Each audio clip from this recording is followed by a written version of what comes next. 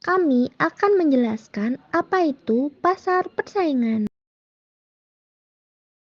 Dalam video ini, kami akan mengupas materi mengenai analisis pasar persaingan.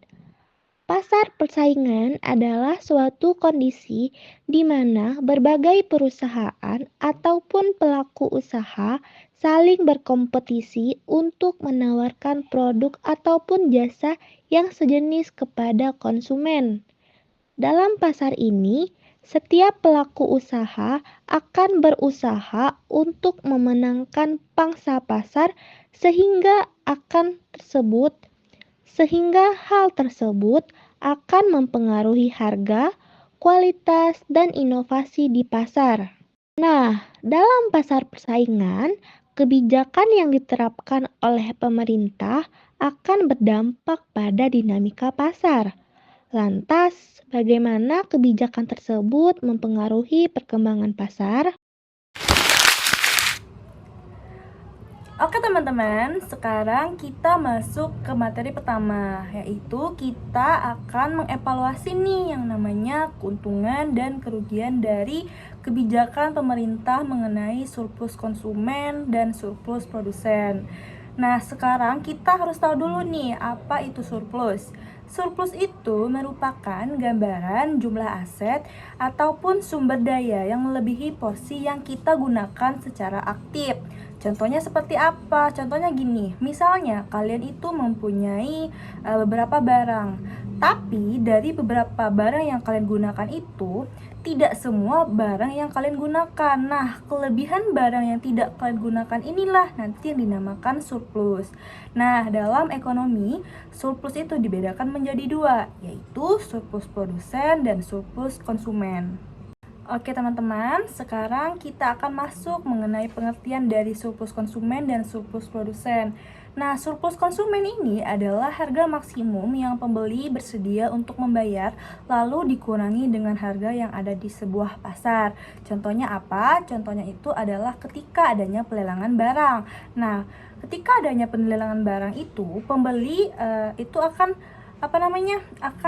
bersedia nih untuk membayar harga yang paling tinggi untuk mendapatkan barang tersebut. Nah, lalu bagaimana dengan surplus produsen?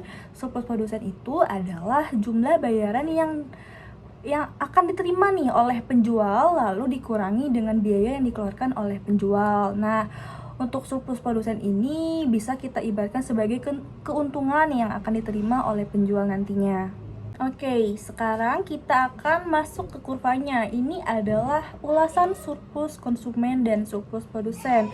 Nah, kurva ini adalah salah satu yang mengilustrasikan bagaimana dampak dari kebijakan pemerintah, yaitu adanya kebijakan pengendalian harga. Nah, sekarang kita lihat ada di kurva ini adalah titik P0 dan Q0.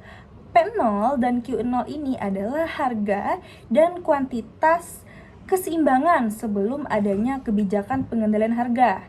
Akan tetapi, pemerintah ini menetapkan bahwa P0 ini harganya ini terlalu tinggi.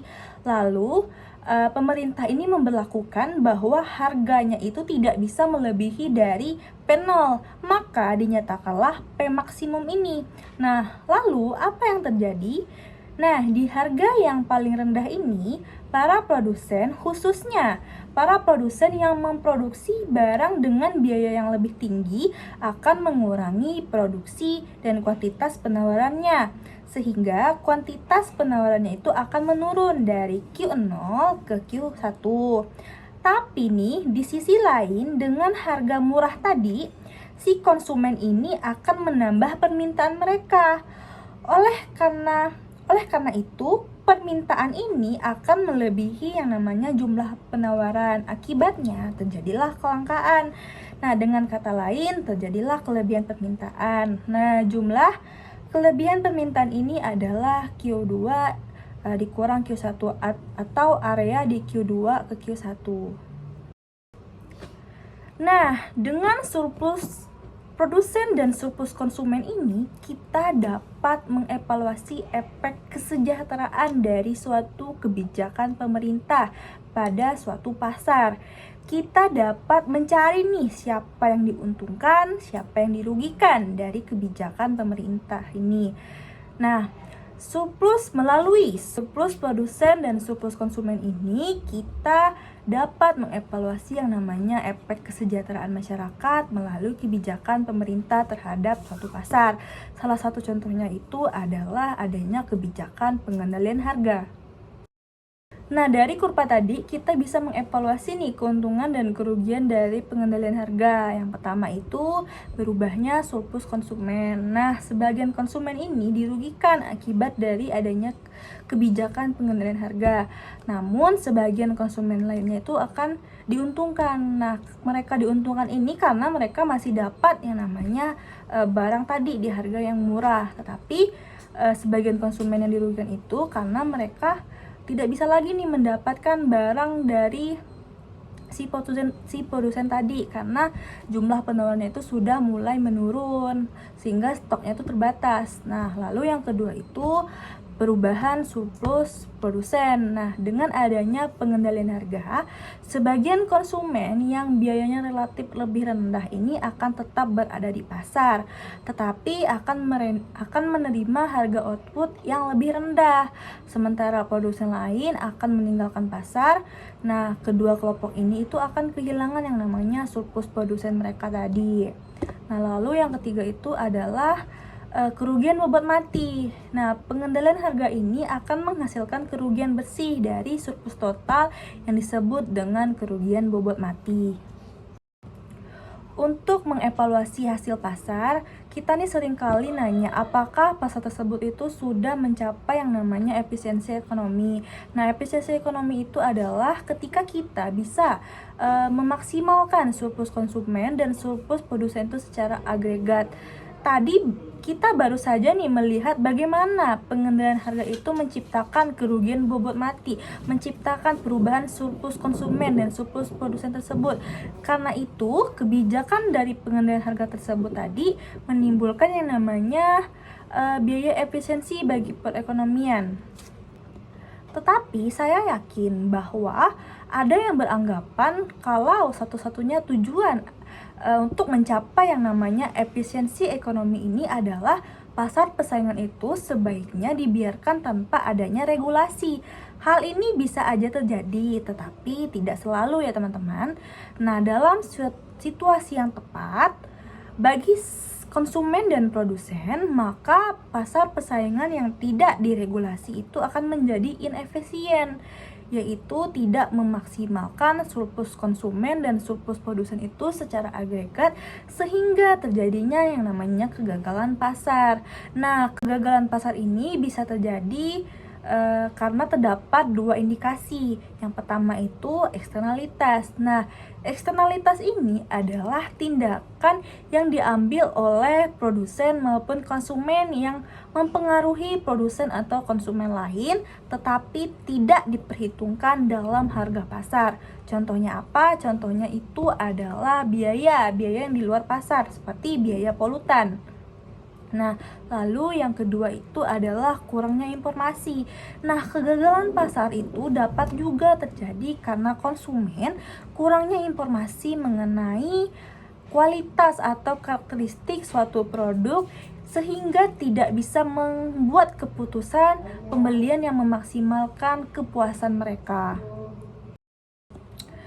Nah, sekarang ada kurva lagi nih. Ini adalah kurva yang menunjukkan kerugian kesejahteraan ketika harga ditetapkan di atas equilibrium. Nah, kita anggaplah pemerintah ini menetapkan harga di atas equilibrium. Misalnya di P2 ini, seperti yang ditunjukkan di kurva ini, meskipun produsen ini ingin menghasilkan lebih banyak barang pada harga yang lebih tinggi, tetapi konsumen ini akan membeli lebih sedikit barang.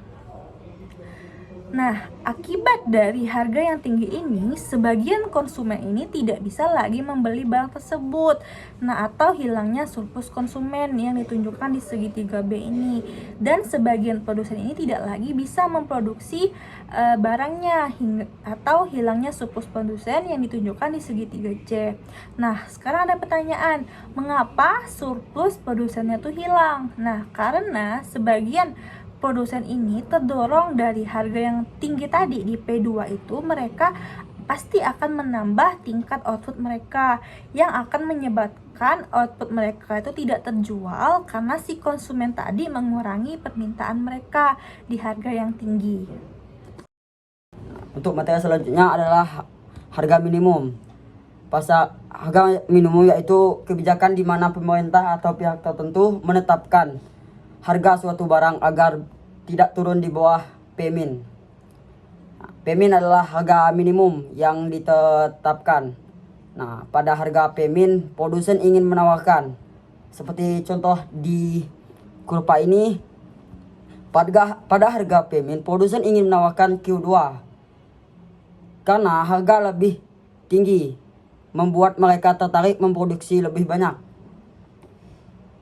Namun, konsumen hanya bersedia membeli di Q3 karena harga lebih tinggi mengurangi daya beli mereka, yang akibatnya terjadi kelebihan penawaran atau surplus barang sebesar Q2 sampai Q3, di mana barang tidak terjual karena konsumen tidak mampu atau tidak mau membayar harga tersebut.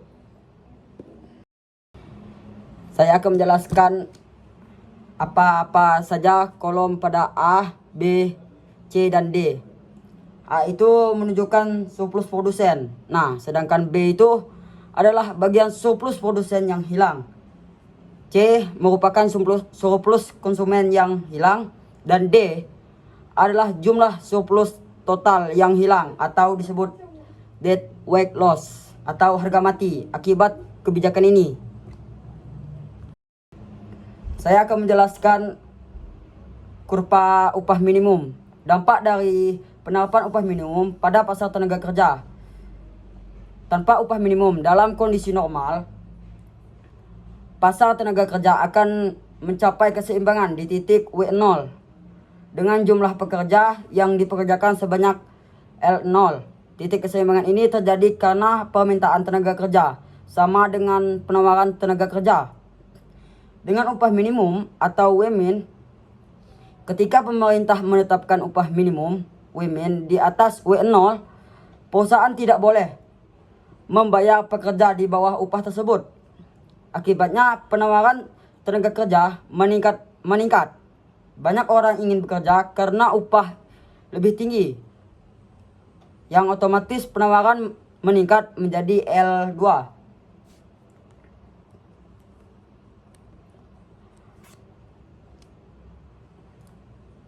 Permintaan tenaga kerja menurun. Perusahaan cenderung mengurangi jumlah pekerja yang dipekerjakan karena biaya upah lebih mahal.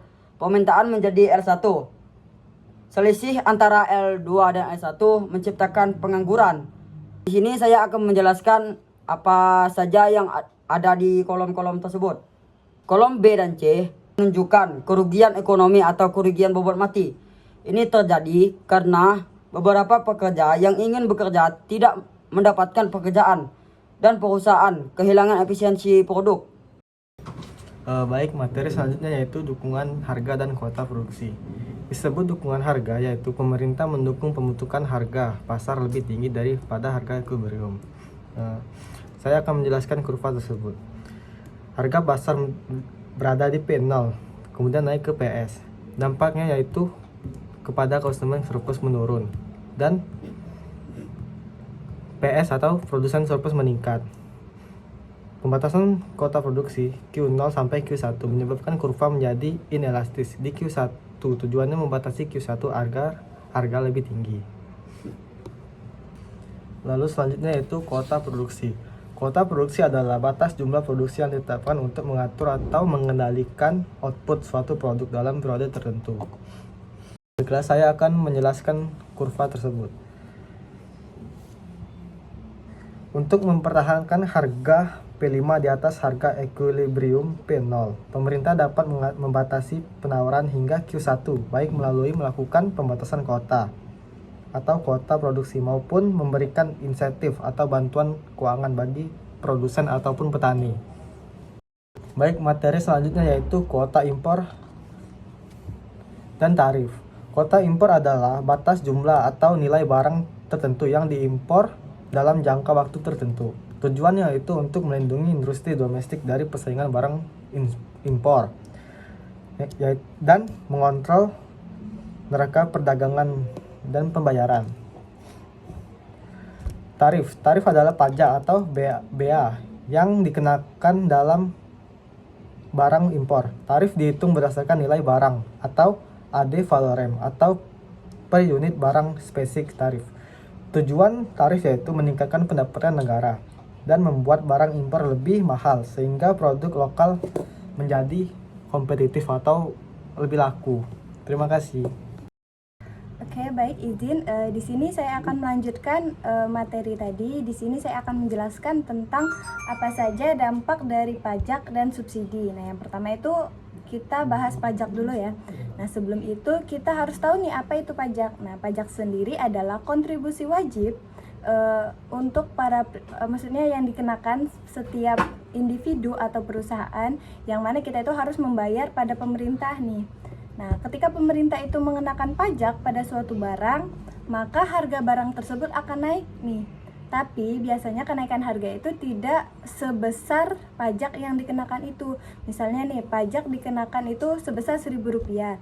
Nah, harga itu tidak akan naik sebesar Rp1.000 itu tersebut. Sedangkan akan naik hanya paling di bawah 1.000. Karena apa? Beban pajak itu nantinya akan ditanggung atau dibagi antara pembeli atau penjual. Di sini pertama kita bahas pembagian pajak nih. Nah, pembagian pajak itu dibagi antara pembeli dan penjual. Nah, itu tuh dilihat dari elastisitasnya. Jadi, ketika permintaan itu tidak elastis, artinya pembeli itu tidak terlalu pengaruh nih sama kenaikan harga. Seperti contohnya itu bahan pokok seperti beras dan yang lain-lain. Nah, itu mereka tidak akan, maksudnya penurunan permintaan mereka itu tidak akan terlalu besar. Karena apa? Karena mereka tetap membutuhkan barang tersebut. Jadi walaupun barangnya itu harganya naik, mereka akan tetap membeli barang tersebut walaupun akan mengurangi sedikit dibanding sebelum pajak. Oke. Terus kebalikannya, ketika permintaan itu elastis atau pembeli ini berpengaruh nih dengan kenaikan harga, mereka sensitif dengan kenaikan harga. Seperti contohnya selain barang-barang pokok. Nah, pastinya mereka nanti akan mengurangi atau bahkan tidak membeli barang tersebut ketika barang itu naik.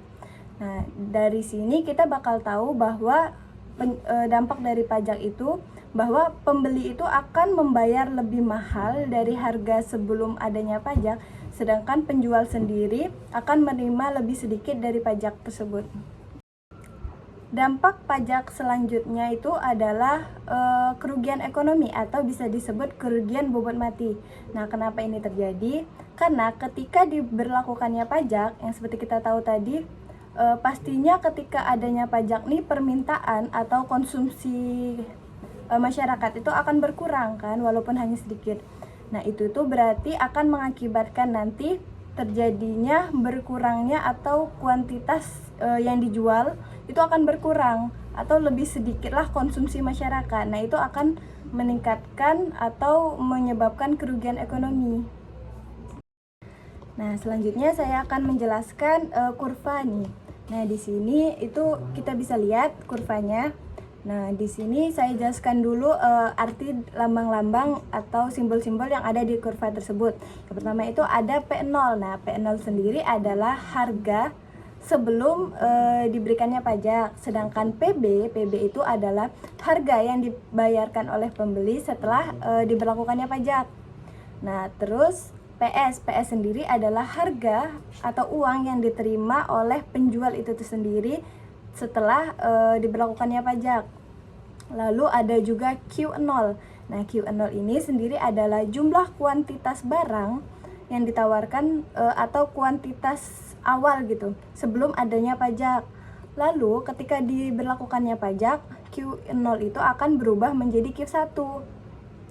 Nah, ketika diberlakukan pajak, Q1 ini adalah kuantitas setelah diberlakukannya pajak. Nah, dari kurva ini bisa kita lihat dari P0 itu akan beranjak atau akan meningkat ke PB, yang mana artinya pembeli itu akan membayar lebih mahal dibanding sebelum adanya pajak. Sedangkan kita bisa lihat P0 dari PS itu artinya penjual itu akan menerima untung atau menerima uang lebih sedikit dibandingkan sebelum adanya pajak. Nah, terus untuk segitiga BC, nah itu sendiri disebut dengan kerugian bobot mati. Karena apa? Nah, bisa kita lihat dari Q0 atau kuantitas awal itu ketika adanya pajak itu akan berpindah ke Q1, artinya kuantitasnya itu akan berkurang. Nah, itulah dinamakan bobot mati. Artinya ada barang yang sebenarnya kayak pengurangan kuantitas barang gitu. Nah, itu disebut bobot mati atau kerugian ekonomi. Nah, selanjutnya itu setelah diberlakukannya pajak, pasar itu memiliki syarat nih agar tetap seimbang. Itu namanya syarat equilibrium setelah pajak. Nah, jadi di sini tuh ada 4 syarat. Yang pertama itu adalah harga pembeli. Nah, di sini maksudnya harga yang dibayar pembeli atau PB tadi harus sesuai dengan kurva permintaan. Artinya apa? Kuantitas yang dibeli oleh konsumen atau masyarakat itu harus sesuai dengan harga yang mereka bayarkan. Lalu yang kedua itu ada harga penjual. Nah, harga penjual ini adalah harga yang diterima penjual atau PS itu harus sesuai dengan kurva penawaran. Artinya apa? Kuantitas yang dijual oleh produsen itu harus sesuai dengan uang yang mereka terima. Lalu yang ketiga itu ada kuantitas. Nah, kuantitas yang diminta harus sama dengan kuantitas yang ditawarkan. Itu artinya apa? Kuantitas itu misalnya permintaannya ada 10 nih. Jadi kuantitasnya harus kita sediakan 10 juga. Itu untuk apa? Agar terhindar dari kelebihan atau kekurangan kuantitas yang tersedia.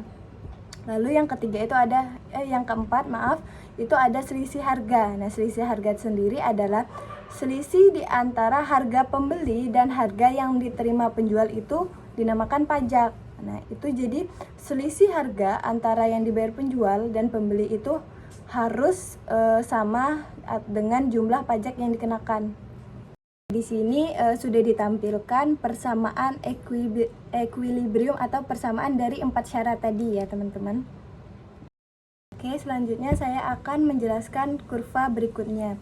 Di sini itu kurva yang menjelaskan dampak pajak sesuai elastisitas permintaan dan penawarannya. Di sini ada 2 kurva.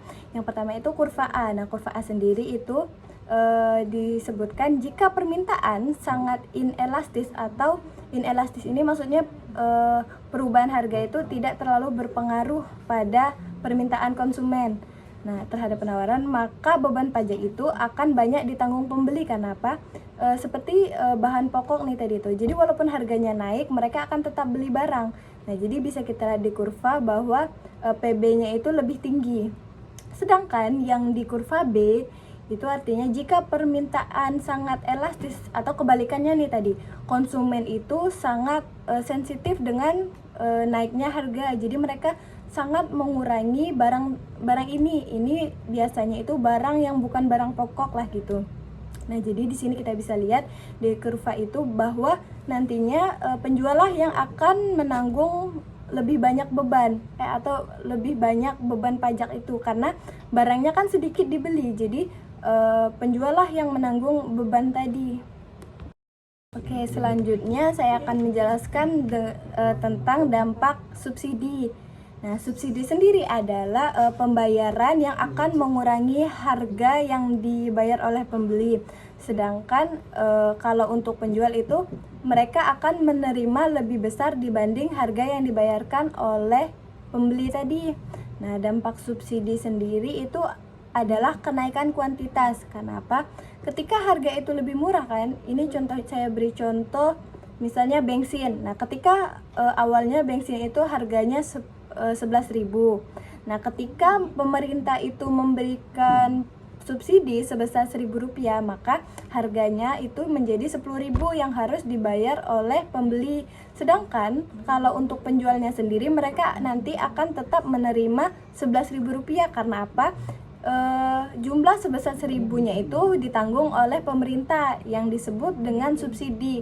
Nah, jadi ketika kita ketahui nih, ketika harga itu murah, otomatis masyarakat atau konsumen itu akan menambah konsumsi mereka. Nah, ketika permintaan itu bertambah atau konsumsi itu meningkat, maka kuantitas juga akan ikut serta bertambah atau meningkat. Nah, jadi dampak pertamanya itu akan menambah kuantitas.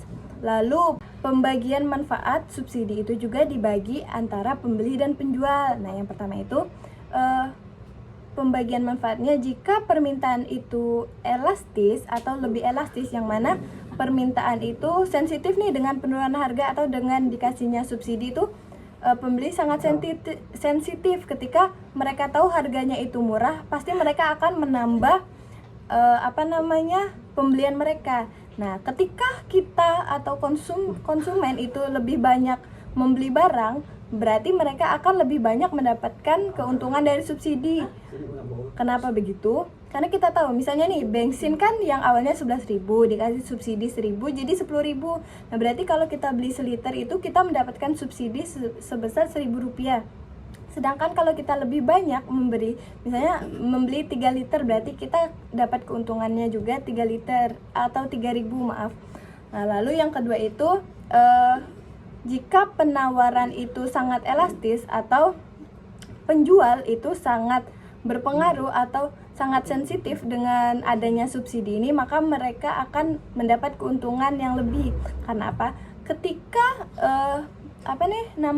penjual itu sensitif kan dengan penurunan harga ini atau dengan adanya subsidi tadi yang akan menambah konsumsi masyarakat atau konsumen, maka mereka juga akan mengikuti itu. Atau ketika konsumsi itu meningkat, otomatis mereka juga akan meningkatkan produksi mereka. Nah, ketika mereka meningkatkan produksi mereka itu, mereka juga akan menambah keuntungan bagi diri mereka sendiri karena mereka juga mendapatkan manfaat dari subsidi itu. Nah, terus yang terakhir ini ada ditunjukkan sebuah kurva tentang dampak dari adanya subsidi. Nah, oke, baik, ini ada kurva terakhir, ya, mana kurva ini menunjukkan dampak dari adanya subsidi. Nah, dari kurva ini bisa kita lihat itu agak berbanding kebalik dari dampak pajak tadi, ya, kurva dari dampak pajak. Nah, di sini kita bisa lihat seperti tadi aja, PB itu adalah harga yang dibayar pembeli, sedangkan PS adalah harga atau uang yang diterima oleh penjual. Nah, di sini bedanya adalah ketika kalau di pajak tadi Q0 turun ke Q1 nih karena adanya pajak, di sini malah Q0 itu berpindah ke Q1, yang mana di sini konsepnya itu bertambah kuantitasnya. Karena apa? Karena ketika adanya subsidi itu masyarakat itu menambah konsumsi mereka. Nah, jadi penjual juga akan mengikuti permintaan atau menyesuaikan diri dengan konsumen tersebut. Jadi ketika konsumen itu membeli banyak barang, otomatis produsen juga akan menyediakan lebih banyak barang tersebut. Nah, jadi gitu. Jadi bisa disimpulkan bahwa subsidi itu memberikan dampak positif. Karena apa? Dia akan meningkatkan produksi dan konsumsi dari masyarakat. Baik, sekian, terima kasih.